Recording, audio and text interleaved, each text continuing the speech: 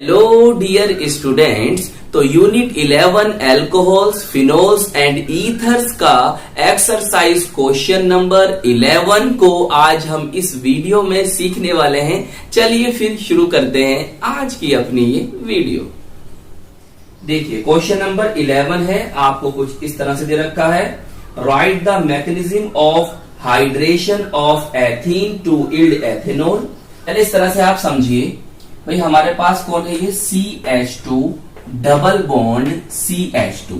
Clear. इसका जो common name होता है वो होता है इथाइलीन, या हम एथिलीन भी पढ़ सकते हैं, और आईयूपीएसी नेम क्या होता है, एथीन होता है। क्लियर। अब हमें कराना है इसका पहले हाइड्रेशन। हाइड्रेशन का मतलब होता है जल के मॉलिक्यूल को, वाटर के मॉलिक्यूल को जोड़ना। क्लियर। तो हम यहां लेंगे H2O। क्लियर। और देखिए यहां पर जो हमें प्रेजेंस रखनी होगी, यहां पर रखनी होगी प्रेजेंस हमें डाइल्यूट H2SO4 की, काहे की डाइल्यूट H2SO4 की। और या इस तरह से भी लिखा हुआ आपको मिल सकता है, या करके लिख देता हूं मैं, यहां पर H पॉजिटिव भी लिखा हुआ मिल सकता है। क्लियर। अब देखिए क्या होगा, इसे इस तरह से याद रखो, देखिए H है और ये OH है, इस H को इसके साथ जोड़ो तो यहां क्या बनेगा, यहां बन जाएगा CH3, और बचा OH इसके साथ जोड़ दोगे तो बन जाएगा CH2OH। अभी हम इसकी मैकेनिज्म को सीखेंगे तो वहां पर पूरी बात बताएंगे किस तरह से ये जुड़ेगा और किस तरह से हमारा प्रोडक्ट हमें प्राप्त होगा। क्लियर। अभी जो बना है देखिए, इसका जो कॉमन नेम होता है वो होता है इथाइल एल्कोहल, और आईयूपीएसी नेम होता है एथेनॉल। क्लियर। अच्छा समझिए इस बात को। देखिए हमारे पास ये एथीन दे रखी थी, हमने इसका करा हाइड्रेशन, मतलब वाटर के मॉलिक्यूल को इसके साथ जोड़ा, और प्रेजेंस रखी हमने यहां पर डाइल्यूट H2SO4 की, और हमें ऑब्टेन हो गया एथेनॉल। क्लियर।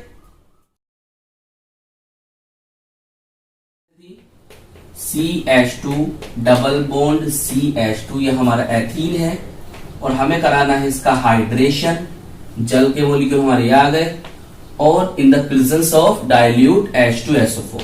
मैंने यहां पर H पॉजिटिव लिख लिया। क्लियर। अब क्या हो जाएगा, इससे बनेगा CH3 CH2OH, इसे हम कहते हैं एथेनॉल। क्लियर। अच्छा एक बात बताइए आप, अगर मैं यहां पर एसिड की प्रेजेंस नहीं लूं, यहां पर डाइल्यूट H2SO4 को नहीं लूं, तो क्या ये रिएक्शन हो पाएगी? देखिए ये रिएक्शन नहीं हो पाएगी। क्यों नहीं हो पाएगी?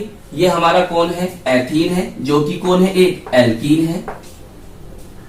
तो ये कौन होता है, एक न्यूक्लियोफाइल होता है। और देखिए वाटर है, इसके पास देखिए ये लोन पेयर ऑफ इलेक्ट्रॉन है, ये भी कौन है, एक न्यूक्लियोफाइल है। तो ये भी न्यूक्लियोफाइल और ये भी न्यूक्लियोफाइल, तो फिर आपस में रिएक्शन नहीं हो पाएगी। इसीलिए हमें क्या करना पड़ता है, एसिड की प्रेजेंस को रखना होता है। तो इसलिए हम कह सकते हैं ये रिएक्शन है हमारी acid catalysed hydration of ethene. हम इसे ऐसे ही बोल सकते हैं, कैसे बोल सकते हैं, acid catalysed hydration of ethene. Clear. तो ये बात आपको याद रखनी है, इसलिए हमें H पॉजिटिव लेना होता है in the presence of H2SO4। चलिए अब मैकेनिज्म देखिए आप, इसकी मैकेनिज्म हमें देखनी है और नोट करते हुए चले साथ साथ। फर्स्ट स्टेप है हमारा, देखिए फर्स्ट स्टेप में हम क्या करेंगे, स्टेप नंबर फर्स्ट, अरे भाई लिख दिया, स्टेप फर्स्ट। देखिए हमारे पास कौन है, ये CH2 डबल बॉन्ड CH2 है, C2H4 भी लिख सकते हैं ना, C2H4। क्लियर। अब हमारे पास ये H पॉजिटिव कहां से आया, ये हमारा H पॉजिटिव H2SO4 से आया। देखो ऐसे H तो आएगा, ये H पॉजिटिव बनेगा, और यहां से क्या बनेगा, HSO4 नेगेटिव, ऐसे ही तो बनेगा। तो यहां से ये जो H पॉजिटिव आया है वो हमारा H2SO4 से आया है। अब आप देखिए ये पाई इलेक्ट्रॉन है, ये वाले, इसमें एक पाई होगा और एक सिग्मा होगा, ये तो हम जानते हैं। तो पाई इलेक्ट्रॉन जो होंगे वो एक तरफ शिफ्ट हो जाएंगे, या तो आप इधर शिफ्ट कर दो या इधर कर दो, जिससे यहां पर क्या आएगा, नेगेटिव चार्ज आ जाएगा, उस पर क्या आएगा, पॉजिटिव। अब ये कौन है, ये आपका एक इलेक्ट्रोफाइल है। ये कहां जाएगा, जहां पर इलेक्ट्रॉन ज्यादा होंगे, इलेक्ट्रॉन डेंसिटी ज्यादा होगी, तो ये कहां जाएगा, यहां पर। क्लियर। अब देखिए ये आ गया CH2 था, यहां हो गया 3। क्लियर। अब यहां पर देखो क्या बना, CH2, इलेक्ट्रॉन इस साइड में शिफ्ट हुए हैं, तो इस कार्बन पर क्या आ जाएगा, पॉजिटिव चार्ज आ जाएगा। Clear, positive charge. अभी क्या बन गया, कार्बोकैटायन। ये कौन है, इथाइल। तो इथाइल कार्बोकैटायन यहां से फॉर्मेशन हुआ। तो हमने क्या जाना, हमने ये जाना भाई पहले स्टेप से। पहले स्टेप से क्या जाना, देखिए जो आपने देखा है फर्स्ट स्टेप में वही लिख दो। यहां पर फर्स्ट स्टेप में क्या हुआ, प्रोटोनेशन। प्रोटोनेशन मतलब प्रोटोन जुड़ा है, किससे जुड़ा है, एथीन से। तो प्रोटोनेशन ऑफ एथीन। अब बताइए जब एथीन से प्रोटोन जुड़ा तो क्या बना, क्या बना, कार्बोकैटायन। तो लिख देंगे टू फॉर्म कार्बोकैटायन, कार्बोकैटायन। सही। और हिंदी मीडियम वाले ऐसे लिखे, एथीन के प्रोटोनन से या प्रोटोनीकरण से कार्बोकैटायन बनता है। बताइए फर्स्ट स्टेप समझ में आ गया। अच्छा ही बात और याद रखो, यही हमारा क्या होता है, RDX होता है, रेट डिटरमाइनिंग स्टेप। और ये भी बात याद रखो, यही क्या है, हमारा सिलो स्टेप है। क्या है, सिलो स्टेप। क्लियर। चलिए अब नोट कर लो इसे। चलिए अब स्टेप 2 देखिए, स्टेप नंबर 2 क्या बना है इसमें, फर्स्ट में कार्बोकैटायन बना है, इसको लेकर आइए कार्बोकैटायन को। देखिए CH3 CH2 और ये इस पर पॉजिटिव, ये तो होता है जिस कार्बन पर पॉजिटिव चार्ज होता है उसको हम कार्बोकैटायन कहते हैं। इसको ऐसा कर दो, अच्छा लगेगा ना ऐसा करने से। लीजिए ऐसा कर देते हैं। अब आपके पास क्या है, हमारे पास है H2O मॉलिक्यूल, हमने लिखा उसको H2O। अब ऑक्सीजन के पास क्या है, लोन पेयर ऑफ इलेक्ट्रॉन है। देखिए आ गए lone pair of electron. Clear, इतनी बात समझ में आई। अब देखिए जो H2O है तो ये अपना लोन पेयर किसे डोनेट कर देगा, इस कार्बन को। इससे क्या होगा, जरा देखो यहां पर, इससे ये होगा CH3 CH2। क्लियर। ये जो चार्ज होगा न्यूट्रलाइज हो जाएगा और यहां जुड़ जाएगा कौन आकर, OH2। क्लियर। अब देखिए इसके पास एक लोन पेयर तो है मगर एक चला गया, तो इसीलिए इस पर क्या आ जाएगा, पॉजिटिव चार्ज आ जाएगा। क्या आ जाएगा, पॉजिटिव चार्ज। तो स्टेप 2 में हमने क्या देखा वही लिख दीजिए। ये क्या देखा, देखिए मैं यहां लिख देता हूं, यहां से लिखता हूं, न्यूक्लियोफिलिक अटैक। क्या देखा, न्यूक्लियोफिलिक अटैक। किसका देखा, ऑफ वाटर का, जल का न्यूक्लियोफिलिक अटैक आपने देखा। इस पर देखा, कार्बोकैटायन पर। तो लिख दो ऑन कार्बोकैटायन। बात समझ में आ गई। तो हमने क्या देखा कि हमने जल का न्यूक्लियोफिलिक अटैक किस पर देखा, कार्बोकैटायन पर।